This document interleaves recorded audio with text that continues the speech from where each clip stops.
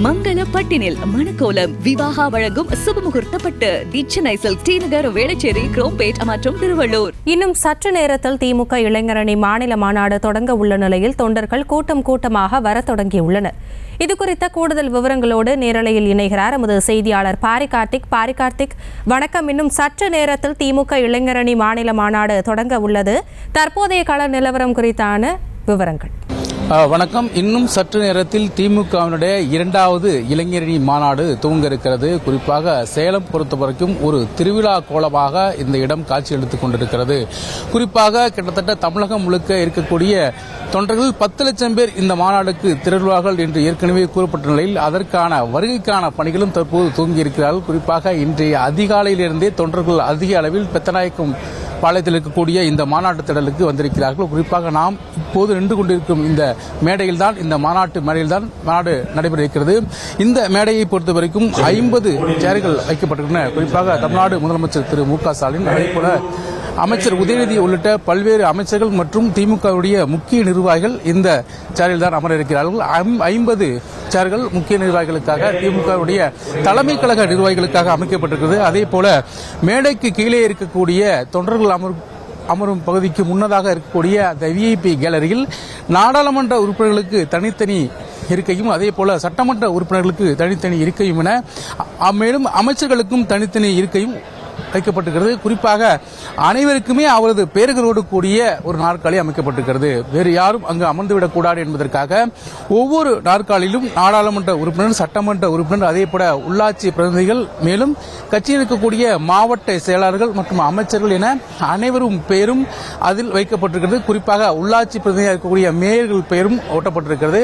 அவர்கள் எந்த பெயர் இருக்கிறதோ அங்குதான் அமர வேண்டும், வேறு எங்கும் அமரக்கூடாது. குறிப்பாக இது முழுக்க மிகுந்த ஒரு ராணுவ கட்டுப்பாடோடு இந்த மாநாடானது நடைபெறுகிறது. தொண்டர்கள் யாரும் கூட்ட நெரிசலில் சிக்கிவிடக்கூடாது. அதே போல வருகிற தொண்டர்கள் பாதுகாப்பாக பயணம் செய்து பாதுகாப்பாக செல்ல வேண்டும் என்றும் அந்த விஷயத்திலும் குறிப்பாக மிகுந்த கவனத்தோடு ஒவ்வொரு விஷயத்தையும் கையாண்டிருக்கிறார்கள். குறிப்பாக திமுகவுடைய இளைஞரணியினர் அதிக அளவில் இருக்கிறார்கள். கிட்டத்தட்ட 10,000 பேர் இந்த ஒழுங்குபடுத்தும் இடத்தில் 10,000 பேர் திமுக இளைஞரணியை சேர்ந்தவர்கள் இருக்கிறார்கள்.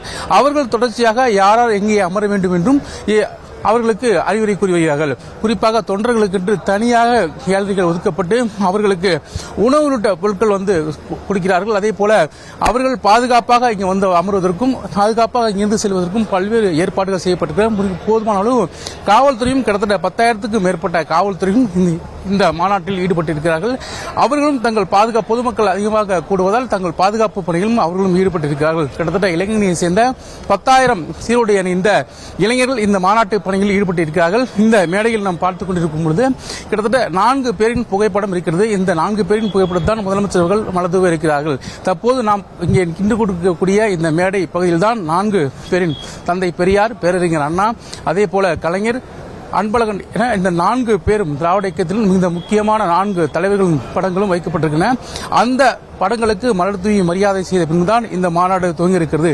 குறிப்பாக இங்கே நாம் பார்த்துக் கொண்டிருக்கும் இந்த மாநாடு பகுதி முழுவதுமே அனைத்து இடங்களுமே எல்இடியால் முறைப்பட்டிருக்கிறது. கிட்டத்தட்ட 120 எல்இடிகள் அமைக்கப்பட்டிருக்கிறது. மாநாடு முழுமையாக இருக்கக்கூடிய 120 எல்இடிகள் அமைக்கப்பட்டிருக்கின்றன. அதே போல இந்த மாநாட்டில்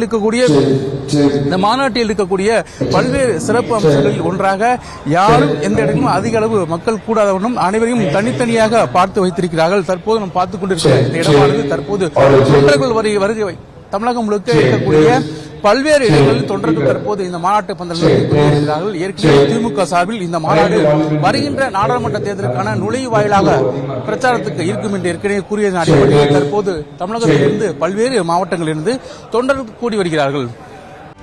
செய்திகளை உடனுக்குடனும் துல்லியமாகவும் தெரிந்து கொள்ள சப்ஸ்கிரைப் பண்ணுங்க.